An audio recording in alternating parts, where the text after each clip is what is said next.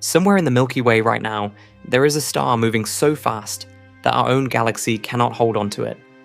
It is moving through the Milky Way at roughly 1,700 kilometers per second, which works out to about 6 million kilometers per hour. Fast enough that under its current trajectory, nothing in our galaxy is expected to bring it back. Astronomers didn't stumble onto this star by accident. They traced its exact path backward across the sky, backward through time, and that path leads to one single place, the supermassive black hole sitting at the very center of the Milky Way. Its name is S5HVS1, and it is, right now, in the middle of an escape that started roughly 5 million years ago and will not finish for tens of millions more. Here's what makes this genuinely strange. Black holes are famous for one thing above all else: pulling things in, trapping light, swallowing anything that gets too close. So how does an object built entirely around capture end up being the reason a star is fleeing our galaxy at a speed that would let it cross the distance between London and New York in about 2 seconds? That contradiction is the whole reason this story exists.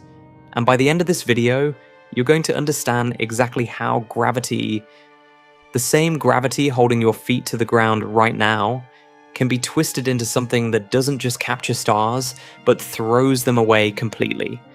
And S5HVS1 isn't even the strangest example.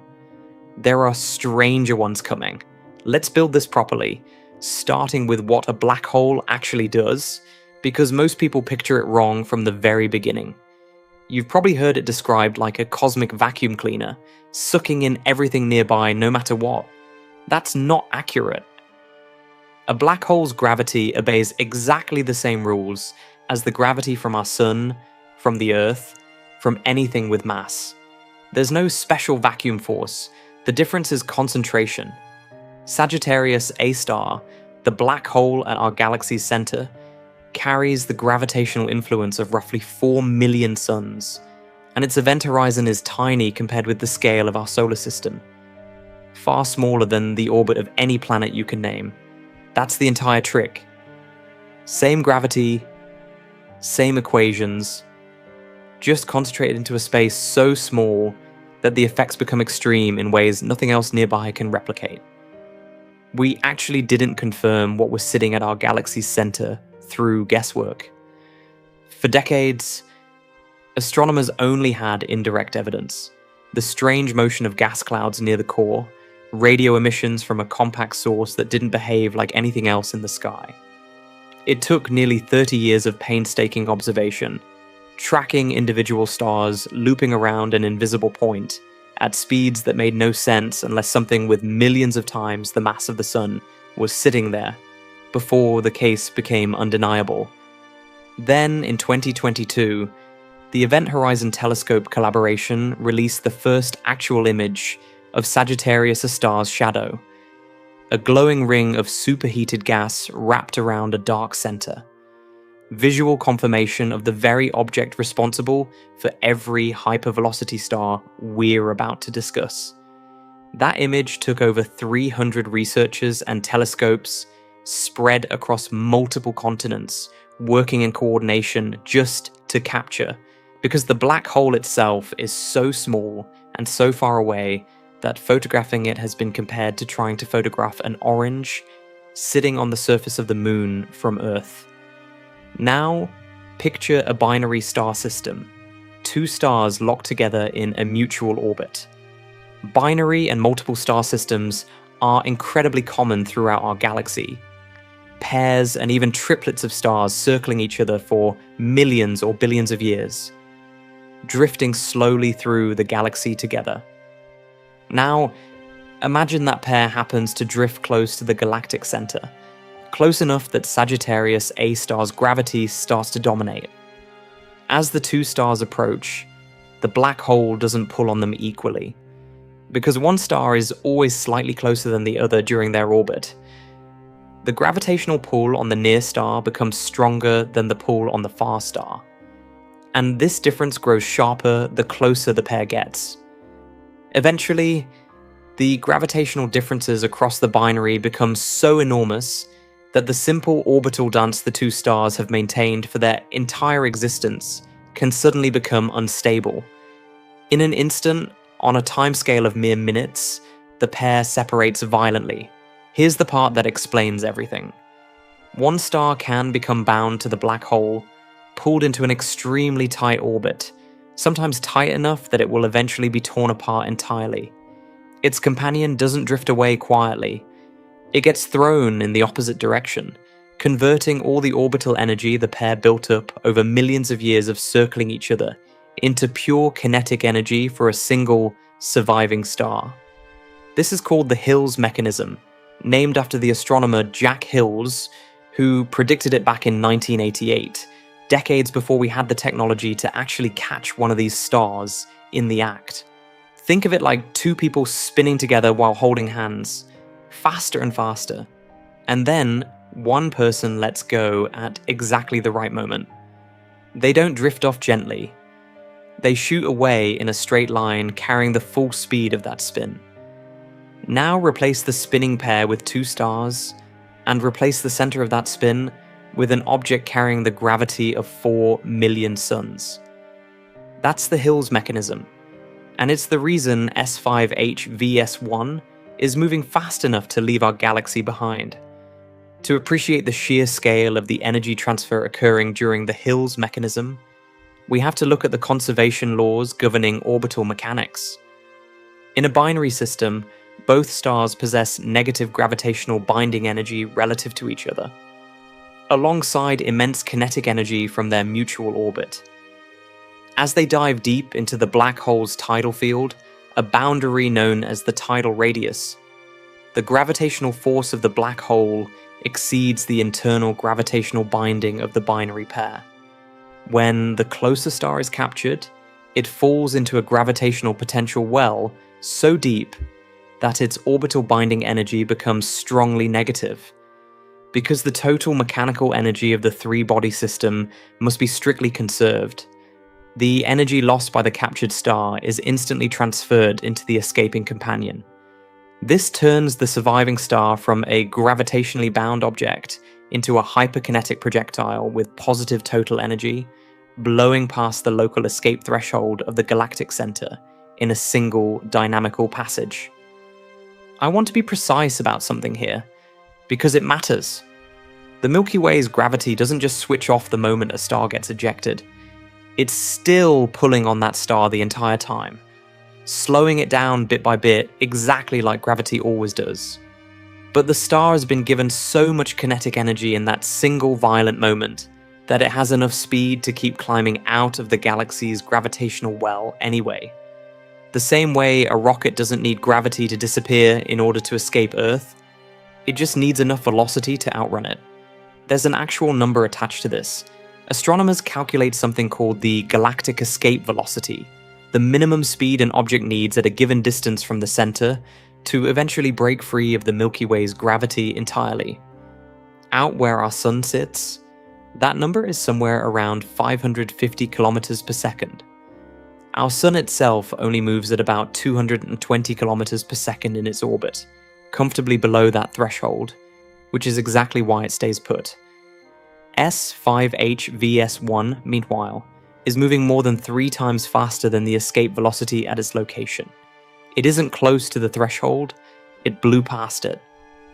Now, what about the other side of this transaction? What happened to the companion star that stayed behind? When the Hills mechanism disrupts a binary, the captured twin is forced into an ultra-compact, highly eccentric orbit around Sagittarius A star, joining a tight-knit family of stars known as the S cluster. These stars exist in one of the most punishing gravitational environments in the observable universe. They don't take millions of years to orbit the galaxy. They complete full circuits around the central black hole in decades or even years, reaching relativistic speeds that alter the flow of time itself. One of the most famous of these captured survivors is S2, a massive star that swoops within 17 light hours of Sagittarius A star's event horizon, barely 4 times the distance from our Sun to Neptune. At its closest approach, S2 accelerates to over 7,000 kilometers per second, nearly 3% of the speed of light. At that speed and proximity, astronomers tracking S2 with the Very Large Telescope confirmed two foundational predictions of Albert Einstein's general relativity. Gravitational redshift, where the intense gravity stretches the star's light to longer, redder wavelengths, and Schwarzschild precession, where the star's elliptical orbit does not remain fixed in space, but rotates like a rosette pattern over time because space-time itself is curved. And even S2 is not the extreme limit. Recently, astronomers identified stars in the S-cluster, such as S301, plunging along orbital trajectories that reach velocities exceeding 25,000 kilometers per second, more than 8% of the speed of light. While S5HVS1 was sentenced to eternal exile across intergalactic space, its sibling was locked into a relativistic cage, experiencing time dilation and frame dragging, orbiting so close to the abyss that its stellar structure is continuously warped by gravitational tidal forces. Now, if that binary pair happen to have planets orbiting one of the stars, what happens to them during an encounter violent enough to eject a star at these speeds?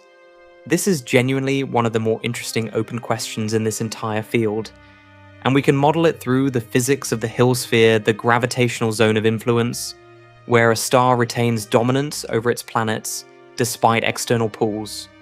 As the binary plunges toward the black hole, the external tidal field compresses the star's Hill sphere down to a fraction of its normal size.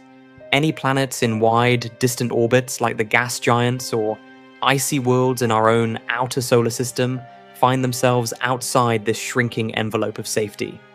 The black hole's tidal torques strip them away instantly, flinging them into chaotic orbits within the nuclear cluster or ejecting them as solitary, sunless rogue worlds.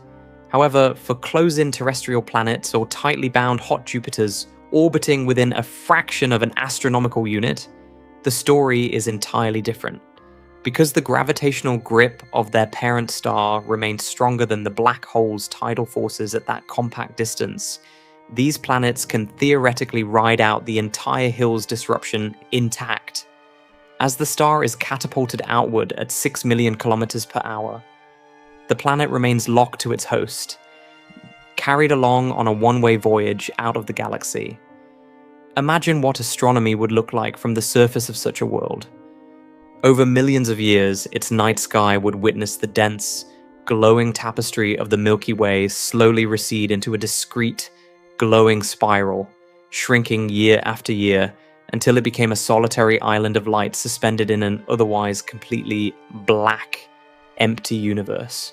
Let's talk about how S5HVS1 was actually found, because the detective work behind it is honestly one of the best parts of this story. It came from data collected by Gaia, a space telescope whose entire mission is mapping the precise positions and movements of over 1 billion stars across our galaxy with staggering accuracy.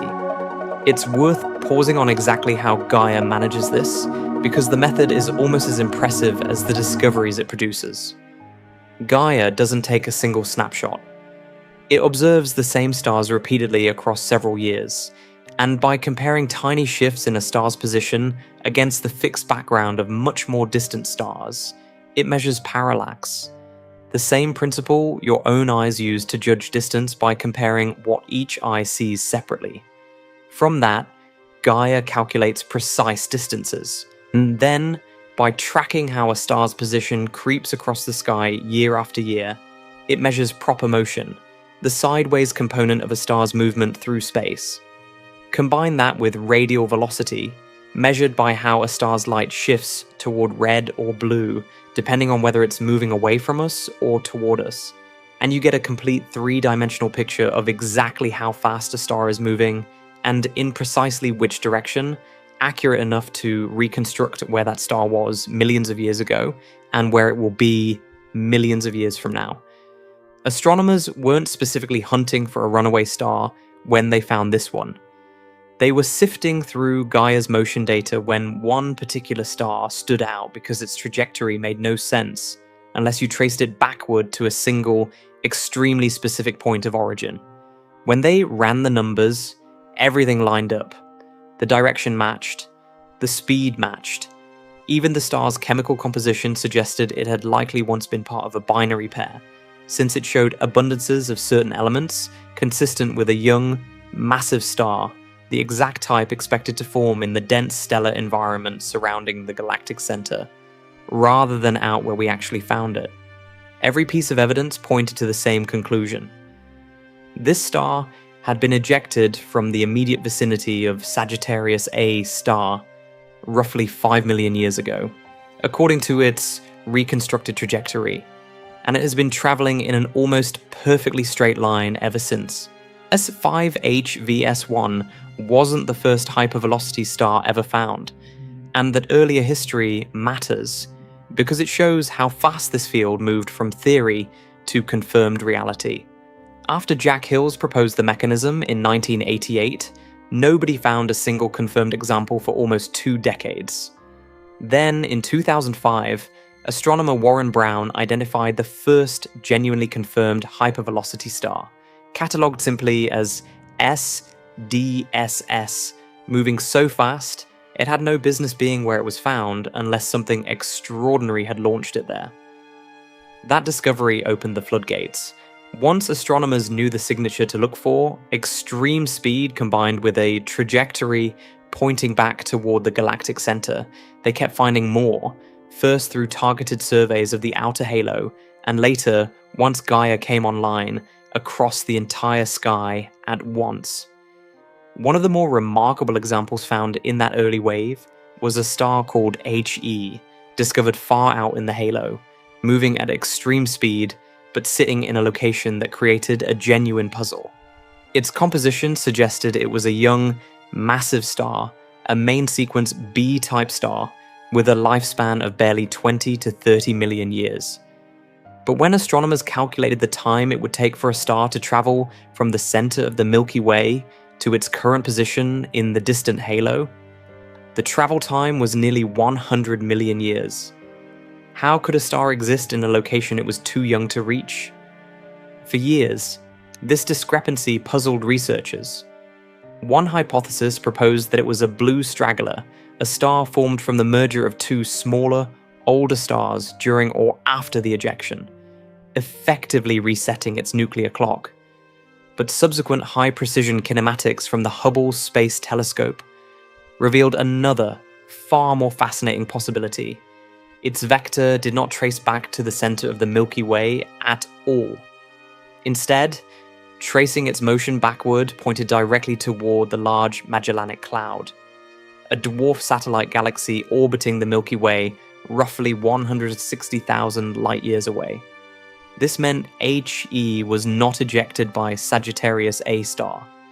It was fired out of an entirely different galaxy by an intermediate mass black hole residing within the Large Magellanic Cloud, shot clear across intergalactic space into our own galactic halo. This proved that hypervelocity ejections are not unique to our galaxy. They are an intergalactic phenomenon operating across dwarf and giant galaxies alike. Since Gaia's full dataset became available, astronomers have identified several dozen additional hypervelocity stars scattered through the Milky Way's outer halo. And by tracing each one's path backward through time, scientists have confirmed that many of them share that exact same point of origin. The black hole at the heart of our galaxy that we can't observe directly, but whose fingerprints are written across the motion of these fleeing stars. But here's something that should genuinely surprise you. Not every hypervelocity star traces back to Sagittarius A star. You don't actually need a black hole to fire a star out of a galaxy at all. Picture a different binary system, 2 stars orbiting each other, except this time one of those stars is massive enough to eventually explode as a supernova.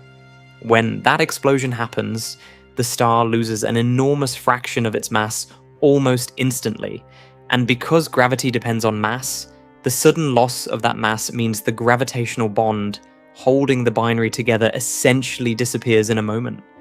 The surviving companion, which had been orbiting at high speed the entire time, suddenly has nothing holding it in that orbit anymore, and it goes flying off in whatever direction it happened to be moving at the instant its partner detonated. This process is known in astrophysics as the Blaauw kick mechanism, named after Dutch astronomer Adriaan Blaauw. There's a genuinely striking real example of this in our own celestial backyard. A neutron star called PSR was found streaking away from the visible remains of a supernova explosion, a supernova remnant known as CTB1, at roughly 1100 kilometers per second. This object is moving so fast that astronomers could actually see a visible bow shock, a glowing, crescent-shaped wave of compressed interstellar gas piling up ahead of it as it plows through space at hypersonic speeds. Trailing behind it is a 13 light-year-long tail of energized particles pointing directly back at the dead center of the supernova remnant, like an arrow pointing straight at the scene of the crime. Beyond asymmetric core collapse kicks, there is an even stranger and more violent variant of thermonuclear ejection that astronomers only began decoding in recent years, the D6 scenario, which stands for dynamically driven double degenerate double detonation.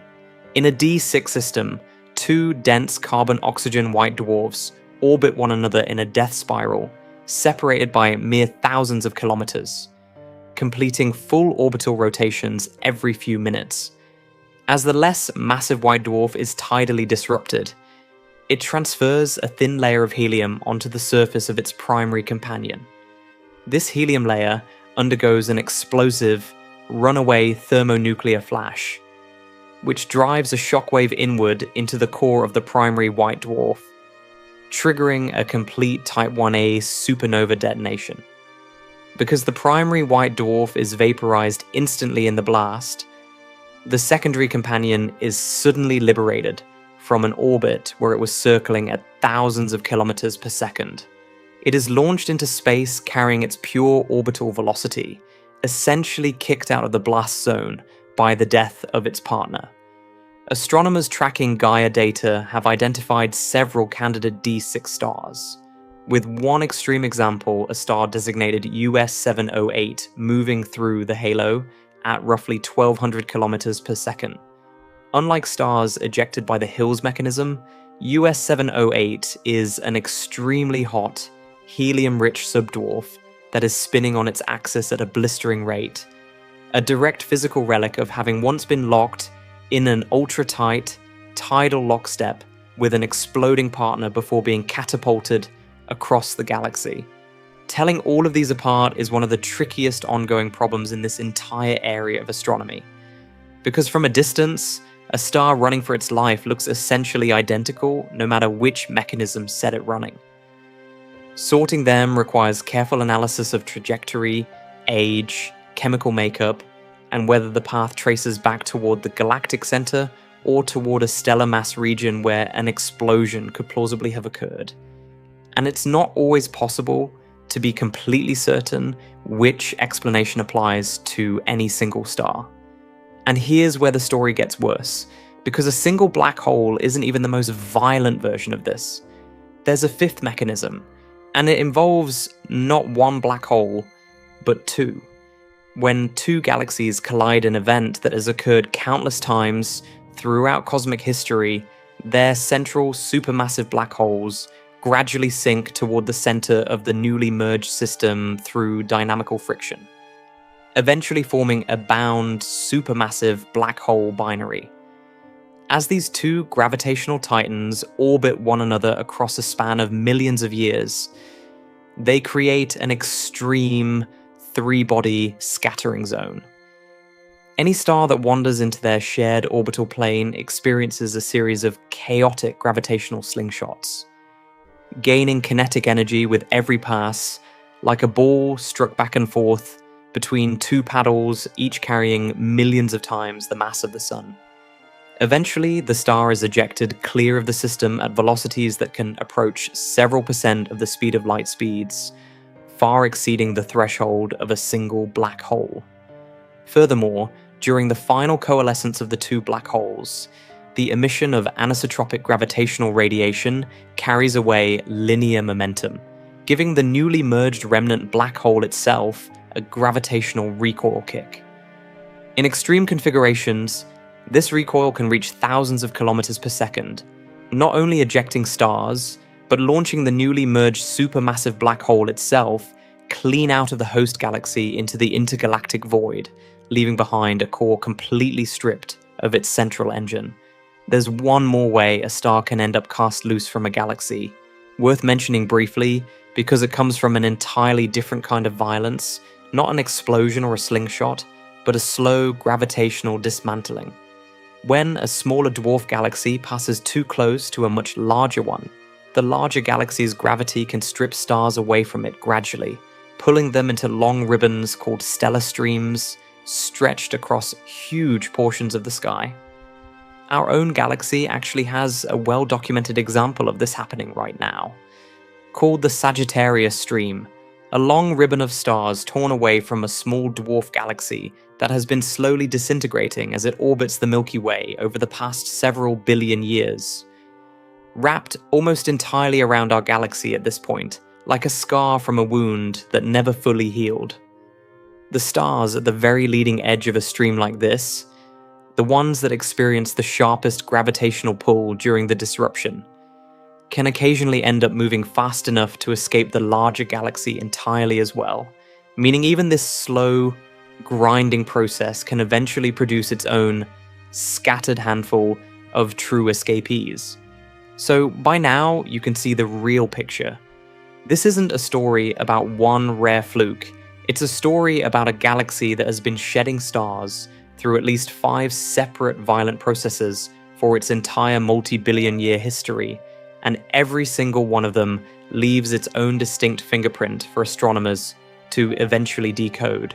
Now let's go back to that captured star, the one pulled into a tight orbit instead of thrown clear, because its fate is just as dramatic as its escaping companion. In many cases, it doesn't get immediately destroyed. It settles into an extremely tight, elongated orbit around the black hole, sometimes surviving there for a considerable stretch of time. But that orbit isn't necessarily stable forever. Over time, it can decay further, and if the star eventually passes close enough, the black hole's tidal forces can stretch it apart entirely in an event called a tidal disruption. During a full tidal disruption event, the tidal forces of the black hole exceed the self-gravity holding the star together. The star is spaghettified, pulled into a long, thin filament of stellar debris. Roughly half of the star's mass is bound to the black hole, forming a superheated, relativistic accretion disk that shines brilliantly across the electromagnetic spectrum, from optical light to intense X-rays, while the other half of the stellar mass is flung outward on hyperbolic trajectories as an unbound debris stream. Astronomers have caught several of these tidal disruptions in real time across distant galaxies, such as ASASSN 14Li, witnessing the sudden flare of a sleeping black hole as it consumes a captured stellar core over the course of several months. Not every close encounter ends in total destruction, though. There's a middle category called a partial tidal disruption, where a star gets close enough to have its outer layers stripped away, but the dense core survives intact and gets flung outward, having lost a significant portion of its original mass, but continuing to exist as a smaller, altered version of the star it used to be, permanently carrying visible scars from exactly how close it came to being consumed entirely. Some astronomers have even proposed that certain unusually small, stripped-down stars found unusually close to galactic centers might be exactly this, survivors of a partial disruption rather than stars that simply formed small to begin with. A genuinely difficult thing to prove, but a fascinating possibility currently being investigated. This connects to something genuinely elegant. How do you weigh an object you cannot see, touch, or sample? You can't put a black hole on a scale, but the speed and trajectory of an ejected star depends directly on the mass of whatever threw it, which means that by carefully studying enough of these hypervelocity stars, their velocities, their directions, their calculated points of origin, astronomers can work backward to extremely precise estimates of exactly how massive Sagittarius A star is. without ever observing the black hole itself. It's similar to determining how strong someone's throwing arm is, purely by measuring how far and how fast a ball travels after release. The star becomes the evidence. The black hole remains invisible. Now let's talk about scale, because this is where things stop being a story about one star and start being a story about the entire universe. The Milky Way contains somewhere between 100 and 400 billion stars. Out of that almost incomprehensible number, astronomers have confirmed roughly 24 hypervelocity stars, with a handful of additional candidates still being studied. That sounds like an insignificant fraction, and in raw terms it is, but the real story is in why that number is so small. We can only detect a hypervelocity star if it's bright enough for our instruments, close enough to be resolved clearly, and moving in a direction we've actually pointed a telescope toward.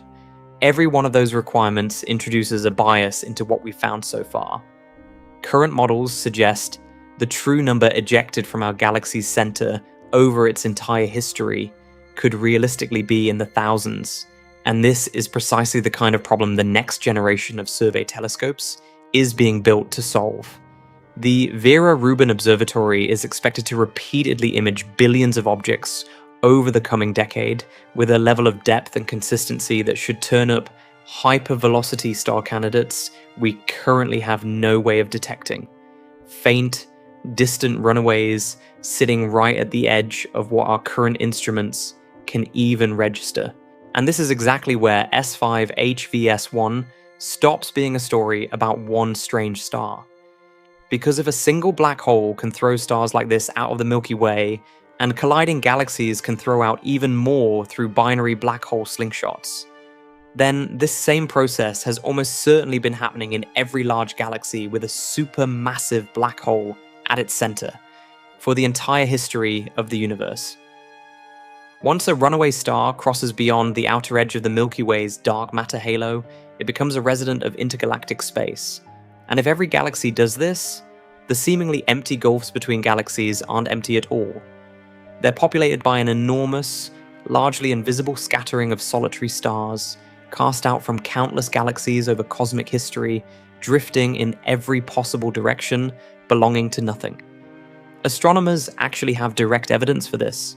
It's called intracluster light, a faint, diffuse glow visible between galaxies in long exposure images from powerful telescopes, produced by countless stars that no longer belong to any single galaxy, held loosely by the gravity of an entire cluster instead. This isn't a small effect either. In some of the largest galaxy clusters studied, intracluster light can account for a genuinely significant fraction of all the starlight in the entire cluster, meaning a substantial portion of a cluster's stars have already been stripped free of any individual galaxy and are simply drifting in the vast space between them. Every bit of that glow represents stars stripped away through collisions and mergers over billions of years. Some researchers have even proposed using these homeless stars as messengers, carrying chemical and structural information about galaxies too distant or too faint for us to study directly, meaning a star flung out by a violent encounter millions of years ago could end up being one of our best tools for understanding galaxies we can barely see at all. Astronomers have also found fast-moving stars in the outskirts of several other nearby galaxies whose trajectories match this same signature, which tells us the Milky Way isn't some unusual exception. This appears to be completely normal, ongoing, happening throughout the observable universe right now. There's an entirely different way scientists are now approaching this same question, one that doesn't rely on visible light at all. Facilities like LIGO have already proven that we can detect gravitational waves rippling outward from colliding black holes, tiny distortions in space-time itself. Looking further ahead, a planned space-based observatory called LISA is being designed specifically to detect much longer wavelength gravitational waves, the kind produced by exactly the sort of slow, extended dance between two supermassive black holes that we described earlier. The same process responsible for the most violent stellar slingshots in the universe. If LISA eventually succeeds, We may end up being able to directly observe a binary, supermassive black hole system in the act of spiraling together somewhere in the universe, potentially even catching the telltale signal of stars being flung out during that process, turning something we currently only infer from stellar leftovers into something we can watch happen in something close to real time. At this point, there's a question worth addressing directly, because a lot of people watching this are quietly wondering about it. Could this ever happen to our own sun? The honest answer is no, and there's good reason to feel completely at ease about this. Our solar system sits roughly 26,000 light years from the galactic center, and our orbit keeps us comfortably away from the extreme gravitational environment immediately surrounding the black hole. The stars involved in these ejection events are ones that, through the ordinary randomness of stellar orbits accumulated over billions of years, happen to wander into a region far smaller and far more gravitationally extreme than anything our solar system has ever come close to. So you can genuinely relax on that front. But that safety raises another question worth exploring, because the environment near the galactic center is so different from where we live that it's almost a separate ecosystem within the same galaxy. What would the sky actually look like from a planet orbiting a star only a few dozen light years from Sagittarius A star, instead of 26,000? Some models describe a night sky almost unrecognizably dense with stars, an environment where close gravitational encounters happen far more often, and where witnessing a nearby star system get disrupted, or watching one flung away at extreme speed, would be dramatically more likely within a single observer's lifetime. Researchers who study this dense inner region, known as the nuclear star cluster, have calculated that stellar densities there can exceed 10 million stars per cubic parsec. In that extreme crucible, close encounters and direct physical collisions between stars occur with staggering regularity. If a star being accelerated by the Hill's mechanism collides with an ambient star while traveling at thousands of kilometers per second, the kinetic energy alone is enough to completely vaporize both stellar envelopes, generating relativistic shockwaves that blast through the central parsec. There's a strange elegance buried in all of this, worth sitting with for a moment. A supermassive black hole, an object so dense that light itself cannot escape its grip, is simultaneously responsible for one of the fastest, most extreme forms of escape found anywhere in nature. The same gravity that traps light forever is, under slightly different circumstances, the exact force capable of launching an ordinary star clear across an entire galaxy and beyond it. That's not a contradiction. It's proof that the same handful of physical rules governing falling apples and orbiting planets can produce results at the extreme end of the scale that look, at first glance, almost impossible to believe. So here's where this leaves us, and it's genuinely the part of this story that deserves the most attention. The strangest part of this entire subject isn't S5HVS1, or the 24 confirmed hypervelocity stars in our current catalogs. It's the thousands more our models strongly suggest exist, but that we simply haven't identified yet. Stars too faint, too distant, or moving in directions we haven't happened to look carefully at. Somewhere among the countless points of light in tonight's sky, there are almost certainly stars that are themselves survivors of exactly the kind of violent disruption we've spent this entire video describing, slowly making their way toward the outer edge of the galaxy, destined over the coming tens or hundreds of millions of years to leave the Milky Way entirely, without any of us currently knowing which faint dot in the sky they actually are. 5 million years ago, S5HVS1 was just another star orbiting another star.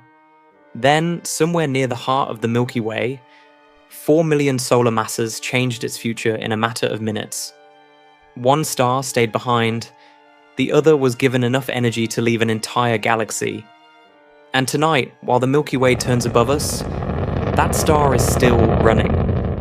If you had to guess right now, how many stars do you think are currently escaping the Milky Way that we simply haven't found yet?